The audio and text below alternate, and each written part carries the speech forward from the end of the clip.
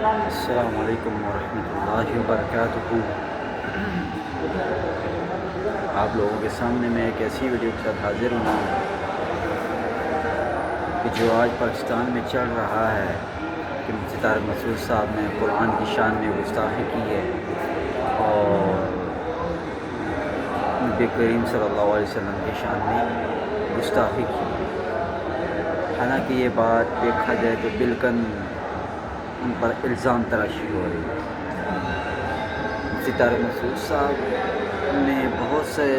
4 clips آئے ہیں، 4 بیانات آپ میں آئے ہیں۔ لوگوں نے جب کہا کہ انہوں نے رسالت کی توہین کی ہے، قرآن پاک کی گستاخی کی، نبی کی شان کی گستاخی کی ہے، نبی کی شان میں، تو اچھا اس سے پہلے ایک بات ہے کہ نبی کریم صلی اللہ علیہ وسلم کے بارے میں انہوں نے کہا کہ نبی کریم صلی اللہ علیہ وسلم پڑھنا لکھنا نہیں جانتے تھے، اور واقعتاً نبی کریم صلی اللہ علیہ وسلم امی تھے،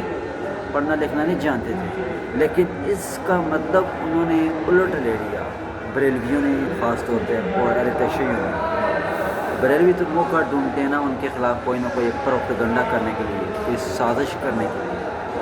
مفتی طارق مسعود صاحب نے کہا کہ میں نے یہ قطعاً نہیں کہا کہ نبی کریم صلی اللہ علیہ وسلم جانتے ہی نہیں تھے کچھ، نعوذ باللہ، بالکل ان کو کچھ پتہ نہیں تھا، کچھ بات کا علم نہیں تھا۔ ان کو وضاحت سے میں پہلا بیان فرمایا کہ میں نے ایک بات کا مطلب کہا کہ نبی کریم صلی اللہ علیہ وسلم پڑھنا لکھنا نہیں جانتے تھے، امی تھے، اور واقعتاً تھے بھی امی،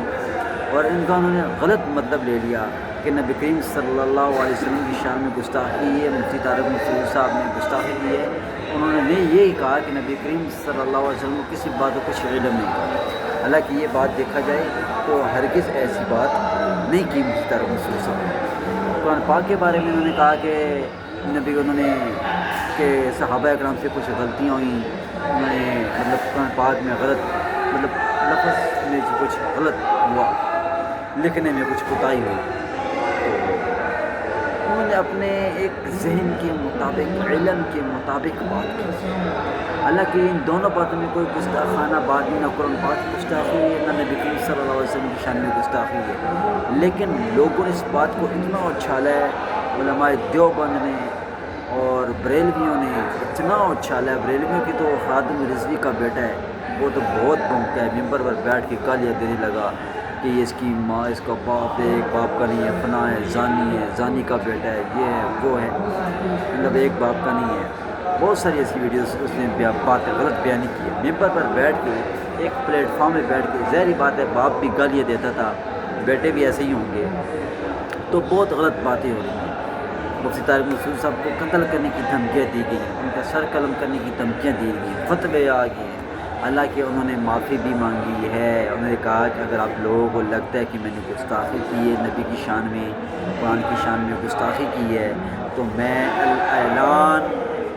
آپ لوگوں سے معافی مانگتا ہوں، اللہ سے معافی مانگتا ہوں، نبی کریم صلی اللہ علیہ وسلم سے معافی مانگتا ہوں، اللہ مجھے معاف فرمائے، مجھ پر رحم فرمائے، اور آپ لوگ مجھے معاف فرمائے۔ انہوں نے معافی مانگی، 4 کلپس سنائے ہیں، اس کے باوجود ان پر کلپ اٹھائے جا رہے ہیں، اس نے گستاخی کی ہے، فلاں ہے، گالم گلوچ ہو رہی ہے، قتل کرنے کی دھمکیاں فون پہ فون جا رہے ہیں، آج بہت معاملہ۔ انہوں نے مفتی طارق مسعود صاحب نے دیکھیں نبی کریم صلی اللہ علیہ وسلم کی شان میں بہت سارے گستاخ نکلے ہیں، صحابہ کی گستاخی ہوئی ہیں، صحابہ کے خلاف بہت بھونک رہے لوگ، ابھی بھی نبی کریم صلی اللہ علیہ وسلم کی شان میں بھی گستاخی ہو رہی ہے، ابھی بھی ہو رہی ہے، یہ بند نہیں ہو رہی ہے۔ لیکن نبی کریم صلی اللہ علیہ وسلم کی شان میں گستاخی مفتی طارق مسعود صاحب نے کی نہیں ہے، لیکن پھر بھی معافی مانگ لی ہے۔ اگر انہوں نے کہا کہ تم لوگوں کو لگتا ہے کہ میں نے ایسی بات کی ہے تو میں معافی مانگوں، لیکن کچھ لوگ ایسے ہیں جنہوں نے گستاخی کی ہے، وہ معافی بھی نہیں مانگی۔ اس بات کو سوچو ذرا، اس بات پر عمل کرو، نظر ثانی کرو۔ خدا را ان کی جان چھوڑ دو، مفتی طارق مسعود صاحب نے،